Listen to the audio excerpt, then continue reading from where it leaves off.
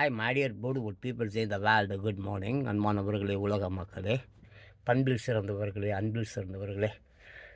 But அமைதியும் நிம்மதியும் இல்லைன்னு வச்சுக்கோங்களேன், நீங்கள் எந்த சிறந்தவர்களாகவும் இருக்க முடியாது. அப்போது ஆமாம், ஒரு நம்ம ஜென் துறவியிடம் சீடன் கேட்குறான். ஆமாம், யார்கிட்ட? ஜென் துறவிகிட்ட. ஒரு ஞானின்னு வச்சுக்கோங்களேன், கேட்குறான். சீடன் கேட்குறான். ஆமாம், புத்தர் என்னது புத்தர் சாட்சியாக, ஆமாம், சாட்சியாக நில்லுதல் என்கிறார். என்னது?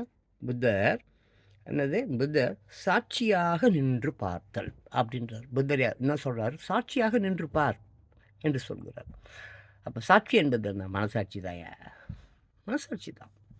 அதாவது ரொம்ப பேர் சொல்லுவோம், மனசை பார்த்துக்கோ நல்லபடி. மனசெல்லாம் நல்லா பார்த்துக்க முடியாதுப்பா, அது அலைபாயும். வேணா கட்டுப்பாடு பண்ண முடியும். அதுக்கு இதயத்தை நன்றாக பார்த்து கொள்ள வேண்டும். இதயத்தை ஆரோக்கியமாக வைத்துக்கொள்ள வேண்டும். ஷார்க்கு ஆயிடுச்சு, அது நீ ஓட்டை போட்டு விட்டேன்னு வச்சுக்கோ, ஓசோரில் ஓட்டை. ஆமாம், ஒரு சினிமா படம் இருக்குது. ஆமாம், ஹார்ட்டில் ஓட்டை, ஹார்ட்டில் ஓட்டையை வச்சுக்கிட்டு ஹார்ட்டில் ஓட்டைன்னா நீ ஓசோனில் ஓட்டை தான் போடு. சரி, அதை விட்டுரு. அப்போது ஆமாம், சாட்சியாக நின்று பார்த்தல் என்றால் என்னென்னா மனசாட்சியாக. அப்போ நீ நடக்கிற, போகிற, வர, தூங்குற, நிற்கிறோம், என்னென்னமோ பண்ணுறோம். ஒவ்வொரு விஷயத்துலேயும் இந்த சாட்சி இருக்குது பார்த்தியா, மனசாட்சி, அதை நிறுத்திப்பார்.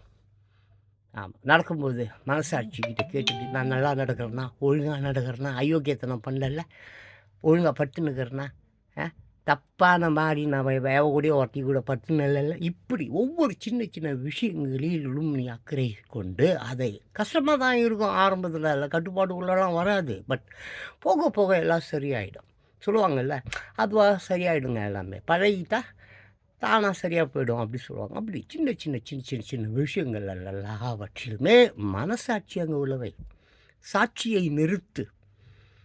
அதான் புத்தர் சொல்கிறார், சாட்சியை, மனசாட்சியை நிறுத்தி எல்லா செயல்களையும் நிச்சய். அது சூப்பராக இருக்கும், சந்தோஷமாக இருக்கும், நிம்மதியாக இருக்கும், அமைதியாக இருக்கும். தவறுகளுக்கே அங்கே இடம் இல்லை. அதுதான் அவர் சொல்கிறார், ஒரு காரியத்தை நாம் பிரக்ஞையோடு செய்வதற்கு பெயர் தான் விழிப்புணர்வு. விழிப்புணர்வு தயா தியானம்.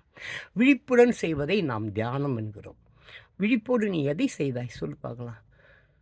எதையாவது விழிப்போடு செய்திருக்கிறாயா? ரசித்து செஞ்சுருக்கிறாயா? திருப்பி அந்த வேலையை செய்யக்கூடாது. ஜாப்பனீஸ்லாம் ஒரு வேலை, ஒரு தவறை மறுமுறை செய்ய மாட்டான். அந்த தவறுக்கு சொல்யூஷன் தேடுற வரைக்கும் இன்னொரு வேலையில் கமிட்மெண்ட்டே வச்சுக்க மாட்டான். ஸோ விழிப்புணர்வு தான் தியானம். விழிப்போடு செய்வது தான் தோணும். ரோட்டில் வண்டி ஓட்டுன்னு போய் கழுவி அடித்து கையை காலை ஓடிக்கிறதுக்கு பேர் தியானம் கிடையாது. ஓகே, பார்த்துக்க.